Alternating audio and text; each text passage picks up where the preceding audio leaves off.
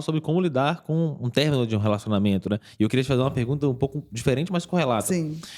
Eventualmente, essas situações como um término de relacionamento impactam na nossa vida. E Sim. impactam no rendimento, Sim. no caminhar dos nossos objetivos e tudo mais. Como minimizar esses impactos desses fatores externos, assim? Tá.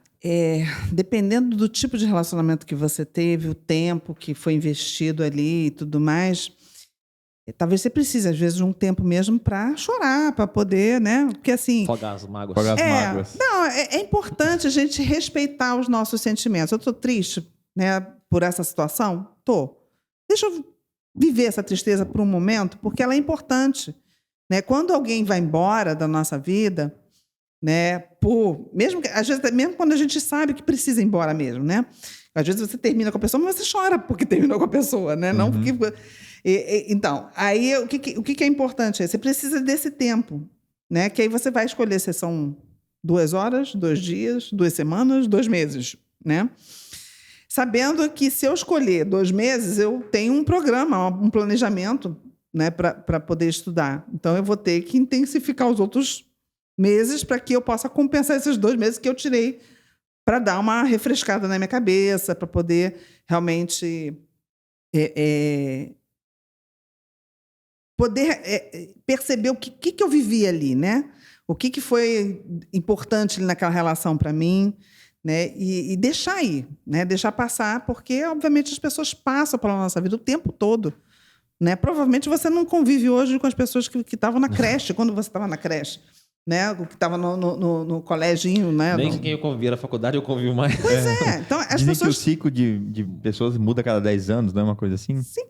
Algumas pessoas fazem amizades de longo prazo, né? A minha irmã, por exemplo, algumas da infância também. A minha irmã tem amigos do tempo que antigamente você falava segundo grau, né? Hoje é ensino médio. Do tempo de segundo grau, né? Minhas amizades tenho hoje da faculdade para cá, mas não são pessoas... Tem um ou outro que eu conheci lá no passado, na adolescência, mas, enfim, as pessoas passam pela nossa vida. Então, a gente tem que saber receber, a gente tem que saber viver o que tem de bom nessa relação, e quando elas vão embora, eu tenho que também ter esse processo de ir me desfazendo, né, desse apego, né, de eu poder desinvestir. Por isso que, às vezes, ontem eu estava até conversando com uma paciente minha, que eu estava falando para ela, a gente precisa entender que, assim, às vezes as pessoas fizeram o trabalho que elas precisavam fazer, né? E que agora você vai seguir o seu caminho, né? E você precisa desinvestir e tocar, né, para frente. Porque se você fica amarrado naquilo, é aquilo que eu falei da escolha do sentimento. Vou ficar apegada ao sentimento, àquela pessoa porque ela era perfeita. Porque enquanto você estava namorando, era um desastre, né? Mas depois que termina, ela era perfeita. Né? Quando perde. Pois é.